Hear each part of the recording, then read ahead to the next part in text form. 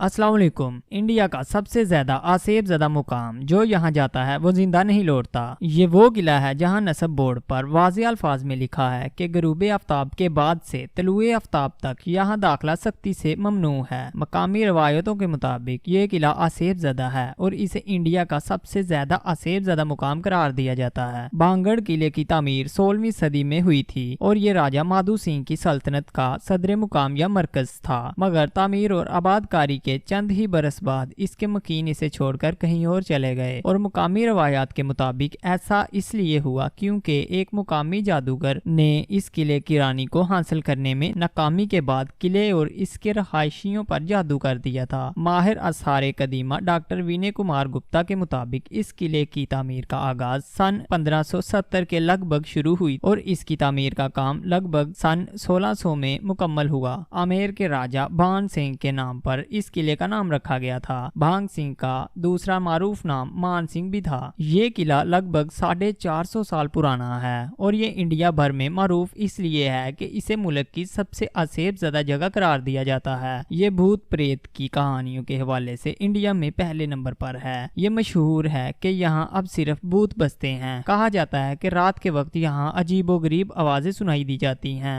जो भी रात के वक्त यहाँ आता है वो जिंदा बचकर वापस नहीं निकलता या फिर कहीं खो जाता है। शुरुआत में यहाँ चंद अमवात हुई थीं और अब कहा जाता है कि मरने वालों की रूहें इस किले में भटकती हैं। भांगड़ किले में जानवरों के अलावा कुछ नहीं। इंडिया पैरानॉर्मल सोसाइटी से ताल्लुक रखने वाले सिद्धार्थ कहते हैं दर हकीकत वहाँ पर कुछ खास एक्टिविटी थी ही नहीं। सिद्धार्थ बंटवाल बताते हैं कि वो भांगड़ के मुतअद्दद दौरे कर चुके हैं। हमारी टीम ने सन 2012 में रात के औकात में भांगड़ का दौरा किया था और ये पहला मौका था कि किसी पैरानॉर्मल टीम ने इस जगह का दौरा किया। हमारी टीम एक रात यहाँ रुकी और मामले की मुकम्मल तफ्तीश की। हमारी इब्तदाई तहकीक की बुनियाद वो आलात थे जो हम यहाँ लाए थे और जिनकी मदद से हमने रीडिंग्स ली और ये मालूम करने की कोशिश की कि यहाँ कोई पैरानॉर्मल एक्टिविटी तो नहीं। सिद्धार्थ बंटवाल के मुताबिक इस इलाके में अनवाओ इकसाम के जानवर बसते हैं जो तरह तरह की आवाजें निकालते हैं। इस किले में बहुत से बंदर भी रहते हैं जो अमूमी तौर पर यहाँ मौजूद दरख्तों पर पनाह लिए हुए हैं। इन बंदरों की हरकत की वजह से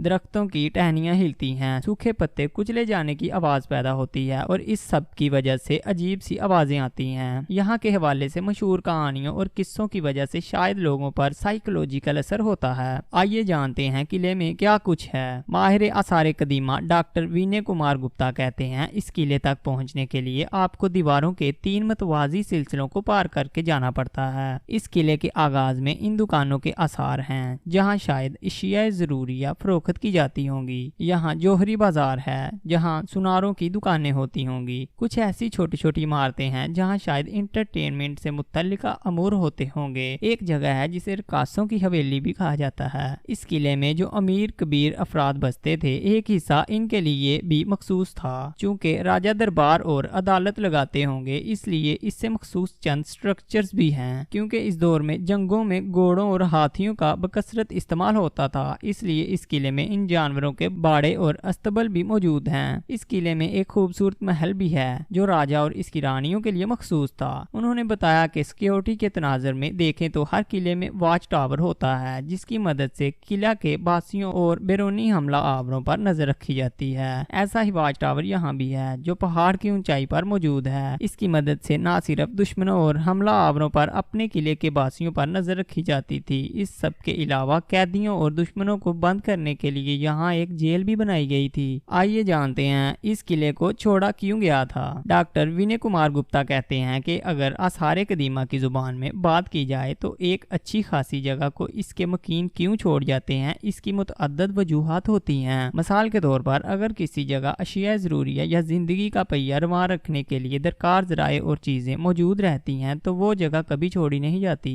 मगर अगर कोई ऐसा बड़ा बैरूनी हमला हो जाता है जिसके नतीजे में वहाँ के रहायशियों को निकलना पड़े तो जगहें वीरान हो जाती हैं। शायद ऐसी ही कोई वजह होगी जिसकी वजह से यहाँ के बासियों को इस इलाके को छोड़ना पड़ा होगा। इनके मुताबिक ये भी मुमकिन है कि शायद कोई इतना बड़ा कहत आया हो कि जिसकी वजह से इस इलाके में मौजूद ताज़ा पानी के कुदरती ज़राए सूख गए हों और यहाँ के रहायशियों को इस इलाके को छोड़ना पड़ा हो। आज के लिए सिर्फ इतना ही।